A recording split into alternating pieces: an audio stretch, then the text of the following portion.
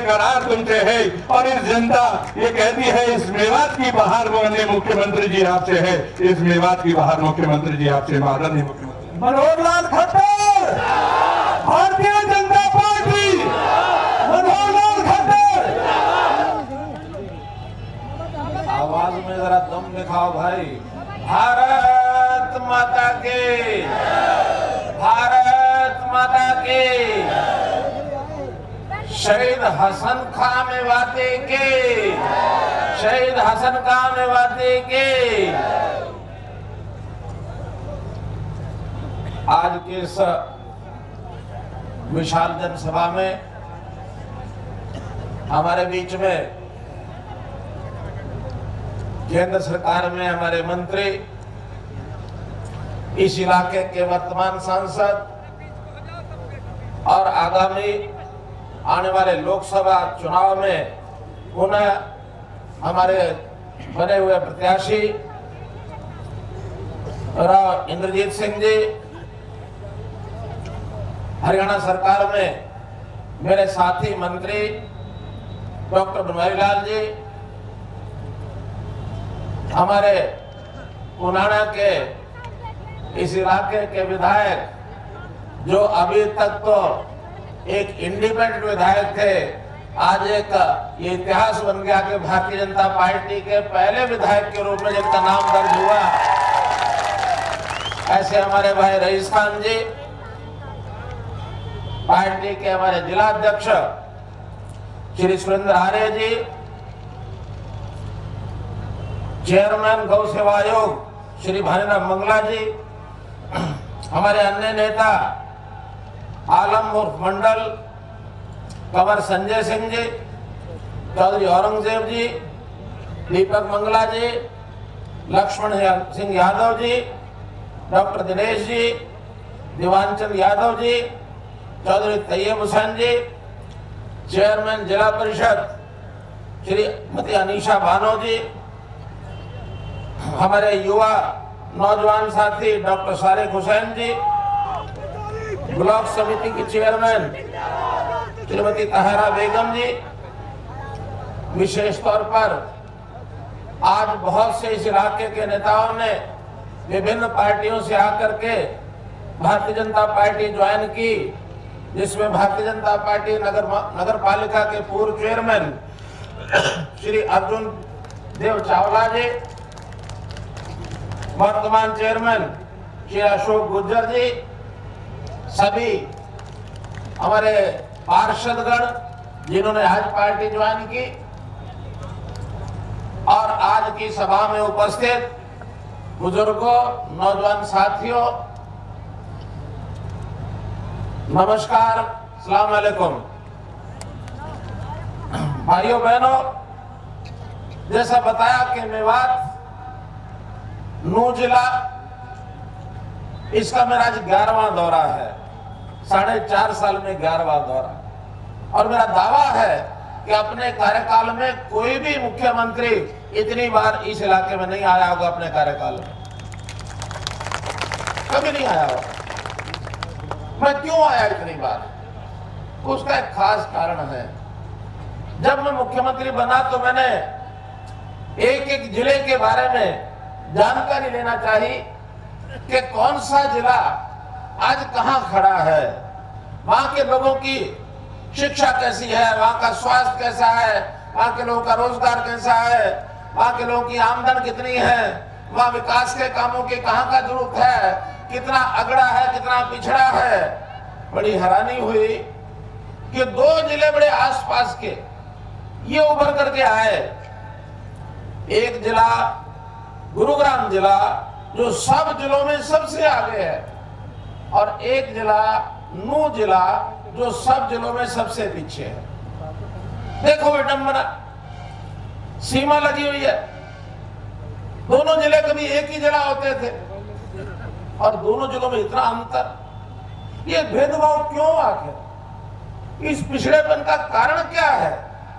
जब उन बातों में विस्तार में गया तो मुझे ध्यान में आया कि पिछली सरकारें जिन भी पार्टियों की रही, उन्होंने मेवात के लोगों को एक वोट बैंक के नाते कि जितना पिछड़ा रहेगा हमारी बातों में ये फंसा रहेगा, हम जैसा बहकाएंगे वैसे चलते रहेंगे।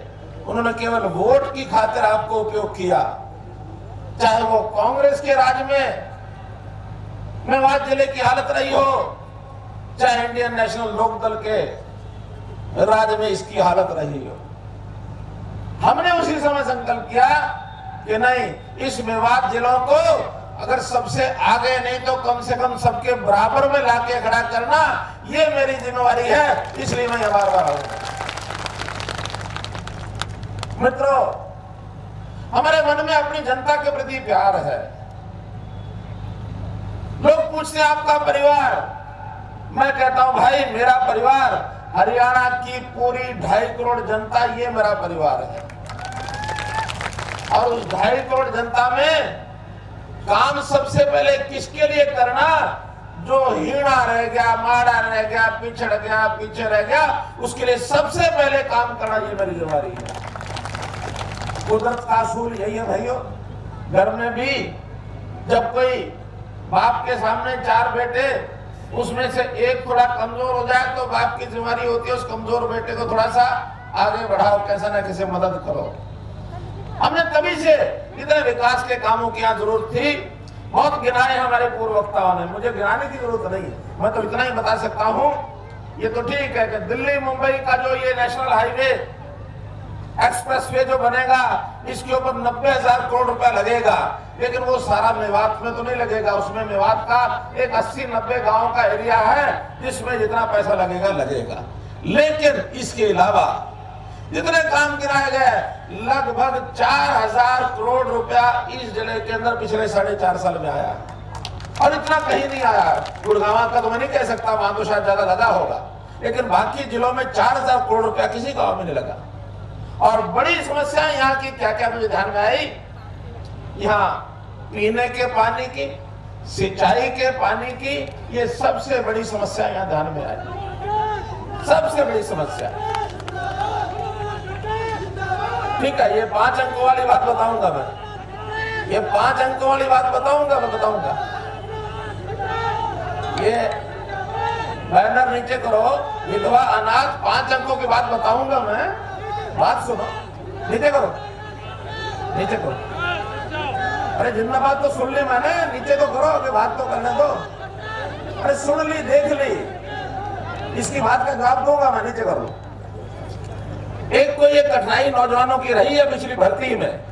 हमने भर्ती बहुत ईमानदारी से की है, जैसा सबने कहा, और यहां से भी पहली बार लगभग 200 नौजवान ग्रुप डी की भर्ती में हुए, जो किसी एक भर्ती में मेवात में आज तक नहीं हुए थे।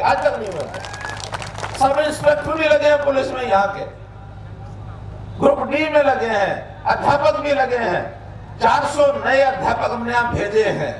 एक थोड़ी कठिनाई रह गई, उसमें गलती से रह गई, कुछ बच्चे उसके अंदर थोड़ा प्रभावित हुए।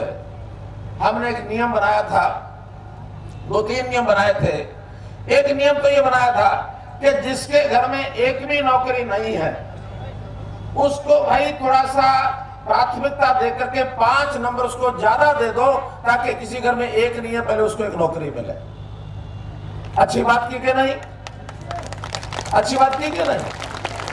अगर किसी घर में पहले से नौकरी 1 है, 2 है, 3 है, उसका काम चल रहा है, जिसके घर में एक भी नहीं है उसको 5 नंबर अलग दे देंगे, कुछ परिवारों का भला हो जाएगा ना, हो जाएगा ना। एक नियम, ये तो खूब अच्छी सराहना भी हो गई। एक नियम हमने ये बनाया कि जिसके पिता, जब जवान कोई बालक बचपन में था, उसके पिता का साया उसके सर से उठ गया, उसको भी 5 नंबर अलग से दे दो। अब यहाँ एक अधिकारियों से गलती हुई, उन्होंने केवल पिता ना लिख करके उन्होंने अनाथ लिख दिया, अंग्रेजी में ऑर्फन लिख दिया। ऑर्फन का मतलब होता है जिसके माता पिता दोनों नहीं है। हमने सिर्फ पिता लिख कहा था, उन्होंने माता पिता दोनों लिख दिया, ध्यान गया नहीं, और वो भर्तियां पुलिस की भी हो गई, ग्रुप डी की भी हो गई। अब मेरा कहना कि वो तो चूंकि एक बार कोई नोटिफिकेशन हो जाता है, वो सरकारी फाइनल माना जाता है। अगर उसमें कोई भी बदल करेंगे, आज लोग जाके कोर्ट में खड़े हो जाएंगे। अब हमने ये कर दिया, जैसे बात ध्यान में आई हमने उसको तुरंत ठीक कर दिया है कि आगे से केवल पिता नहीं है उसको भी मिल जाएगी। आखिर कमाने वाला पिता होता है, मां की तो ज्यादा कमाई होती है, तो इसलिए वो बदल कर दी। हमने एक और बदल कर दी कि जिसके घर में एक भी नौकरी नहीं है, जहां ये लिखा था, हमने लिखा कि अगर घर में लड़की की नौकरी है तो उसके बाद भी 5 नंबर जरूर मिल जाएंगे, लड़के की नौकरी नहीं होनी चाहिए, क्योंकि लड़की तो शादी होगी फिर दूसरे घर चली जाएगी। तो ये 2 अमेंडमेंट हमने कर दिए हैं। मैंने बीच में कुछ नौजवान खड़े हो गए थे बैनर लेके, इसलिए उसका उत्तर दिया है। इसलिए पिछली बात खत्म हुई, अभी नई भर्तियां फिर निकलेंगी, चुनाव के बाद निकलेंगी, निरंतर निकलेंगी। उसमें केवल वही कंडीशन होगी कि बचपन में पिताजी का साया सिर से उठ गया, उसको 5 नंबर अलग मिलेंगे।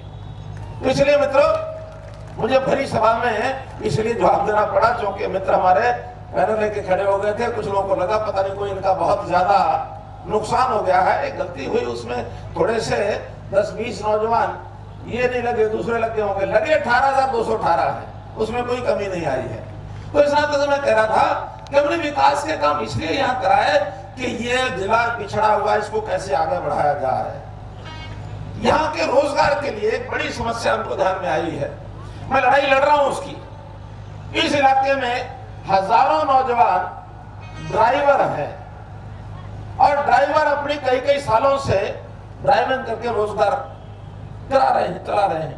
हमारे सेंट्रल मोटर व्हीकल एक्ट में केंद्र सरकार ने एक नियम बना दिया कि ड्राइवर 10वीं पास जरूर होना चाहिए, लेकिन यहाँ के हमारे ड्राइवर 10वीं पास थे नहीं, शिक्षा का बुरा हाल था, 8वीं पास बना करके ड्राइवर चला रहे हैं वो। अब उनका रिन्यूअल ड्राइवर का बंद हो गया है। कम से कम 15,000 नौजवान ऐसे हैं या बड़े बुजुर्ग भी होंगे जो 8वीं पास है, 10वीं पास नहीं है। मैंने स्वयं हमारे जो परिवहन मंत्री हैं, सरफेस मिनिस्टर नितिन गडकरी जी, उनको कहा है कि आप इस कानून में बदलाव करा दो कि जिनके पहले बने हुए हैं वो 8वीं मंजूर करा दो, आगे के लिए 10वीं कर दो, कोई बात नहीं। मित्रों, हम आपकी समस्याओं को, एक समस्या को जानते हैं। मैं करता यहाँ की समस्या पीने के पानी की और सिंचाई के पानी की। कोटला झील का अधिग्रहण रुका हुआ था, हमने जमीन का अधिग्रहण करके कोटला झील में पानी भरना शुरू किया। शुरू हुआ कि नहीं मित्रों? हुआ कि नहीं? जिसको पता हुआ तो हाथ खड़ा करके बता दो। कोटला झील में पानी आया। इसके बाद रेनीवेल का फिरोजपुर झिरका का सैकड़ों गांव लगभग जिसमें पानी का फायदा होगा, रेनीवेल की योजना 200 कुछ करोड़ की हमने कराई। फिर मेवात कैनाल फीडर 30 साल से प्रोजेक्ट लटका हुआ था। ये तीनों विधायक यहाँ के मेरे पास आते थे। मैंने रईसा खान के कहने पर तो काम किए ही किए हैं। आपकी जानकारी के लिए मैंने उन दोनों विधानसभाओं में भी, चाहे जाकिर हुसैन मेरे पास आए, चाहे नसीम अहमद आए, मैंने मेवात का काम रोका नहीं है। हमारा एक भी विधायक नहीं है, फिर भी मेवात की समस्या है, कोई लेके आए, विधायक हो, कोई जिला परिषद का आदमी हो, ब्लॉक समिति का हो, नगर पालिका का हो, गांव का सरपंच हो, कोई लेके आएगा, उस काम को हम करेंगे। मेवात के बारे में दृढ़ निश्चय है। मेवात जिला जैसा बताया, 100 जिलों में, देश भर के 100 पिछड़े जिले हैं। प्रधानमंत्री जी ने नीति आयोग को कहा कि जो सबसे पिछड़े जिले हैं उसको आगे बढ़ाओ। तो 100 जिलों में हरियाणा का हमारा एक ही जिला है, मेवात जिला, जिसका सबसे आखिरी नंबर था। 6 महीने के बाद इसमें इतनी गति आई। मैं स्वयं मीटिंग ले गया अधिकारियों के, एक विभाग की, शिक्षा विभाग, स्वास्थ्य विभाग, पानी का, एग्रीकल्चर का, पीएचडी का, सब अधिकारियों को बुलाया कि यहाँ की समस्याएं हल करो, यहाँ के बच्चों को भी हृष्ट पुष्ट कैसे हो। तो उसके नाते से 6 महीने के अंदर अंदर जो 101वां स्थान था वो 30वां स्थान हो गया। 71 सीढ़ियां हम चढ़ गए।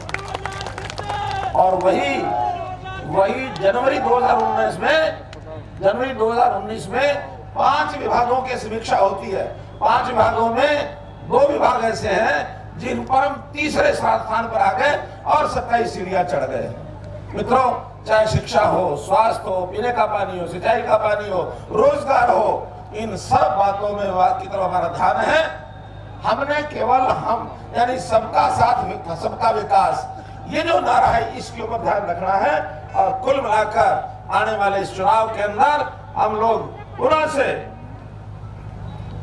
देश में प्रधानमंत्री नरेंद्र मोदी बने, हमारे सांसद राव इंद्रजीत सिंह जी बने, इस संकल्प के साथ 12 मई को अपनी जिम्मेदारी हमने निभानी है।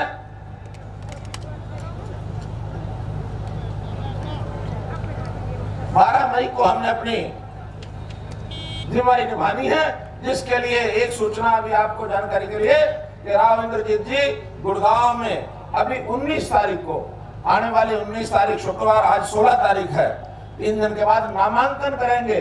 भारी से भारी संख्या में हमने गुड़गांव में उनके नामांकन में जाकर के शो करना है, ताकि एक समर्थन का पता लग जाए। तो मेरा कहना इतना ही है, जो पुराने समय में सरकारें हमारे ऊपर थानों के माध्यम से राज करते थे, हमने उन थानों को भी सचेत किया है कि थाने के माध्यम से मेवात में कहीं भी कोई गड़बड़ नहीं होनी चाहिए। थाने के लोग सहायता करें मेवात की, वहां के अगर अज्ञानी कोई आदमी है, कोई पढ़ा लिखा नहीं है, इससे गलती हुई उसको समझाएं कि गलती न करें। लेकिन पुलिस वाला अपना डंडे के साथ गुलाम बना करके मेवात में अगर काम करेगा तो हम पुलिस को भी सबक सिखा देंगे, पुलिस को भी नाक में दबा देंगे। यहाँ पुलिस के अच्छे से अच्छे अफसर आएंगे जो आप लोगों की मदद करेंगे, जो आप लोगों की सहायता करेंगे। तो या फिर आपको किसी से शिकायत है, उसकी शिकायत वो दूर करेंगे। ये सब बातें भी हम ध्यान रखेंगे। पावर के नाते से हमने, चाहे खेतों में है, चाहे गांव में है, घरों में है, 24 घंटे बिजली देने का हमारा वायदा है। और इस इलाके के अंदर कम से कम 30,000 नए मीटर ये घरों में लगाए गए हैं। बिजली बोर्ड के लोगों ने बताया सबसे ज्यादा सहायता कोऑपरेशन किया है, सहयोग किसी ने किया तो मेवात जिले ने किया है। 30,000 लोगों के घरों में नए मीटर लग गए हैं और उतने ही प्रकार से बिजली उनको हमने ज्यादा देना शुरू किया है। 2 रुपए यूनिट कम कर दिया है। 100 स्कूलों में सोलर पावर प्लांट ये लगा दिए ताकि दिन में उनके स्कूलों के अंदर बिजली, अगर वैसी बिजली ना भी आए तो हर स्कूल में बिजली मिलती रहे। स्कूल ऐसे ऐसे हैं, 2 ब्लॉक खास करके नूह और तावड़ू, जिन्होंने सक्षम योजना में 80% रिजल्ट कई स्कूलों ने दिखाया है। तो शिक्षा में आगे बढ़ रहे हैं। मेडिकल कॉलेज जो मेरा लड़का है, वहाँ डेंटल कॉलेज, इसकी भी नए की स्थापना हो रही है। मुझे दुख है इस बात का कि वहाँ ज्यादा देर डॉक्टर रुकते नहीं है। हम डॉक्टरों को भेजते हैं, वो फटाफट वहां से भागने की कोशिश करते हैं। हम चाहेंगे कि उनको ज्यादा सुविधाएं दी जाए ताकि डॉक्टर जो आए यहाँ भी लोगों की वो सेवा करे। हमने कई डिस्पेंसरी ऐसी है जिन डिस्पेंसरीज को प्रमोट करके हमने उनको हेल्थ सेंटर और हेल्थ और क्या उसको बोलते हैं CHC, ताकि उनको आगे बढ़ा करके और उनका दर्जा जो है वो बढ़ा दिया जाए, ताकि वो वेलनेस सेंटर, हेल्थ और वेलनेस सेंटर, ताकि हर एक गांव के अंदर भी लोगों को सुविधाएं मिले। मित्रों, कहने के लिए बहुत कुछ है, लेकिन मैं इतनी बात कहूंगा, हम आपके लिए कोई वोट बैंक के नाते से आपके पास आएंगे कि आप उनको वोट डालो तब हम काम करेंगे, ये कभी भी नहीं होगा। हम आपकी सेवा, आपकी खिदमत हमेशा करते रहेंगे।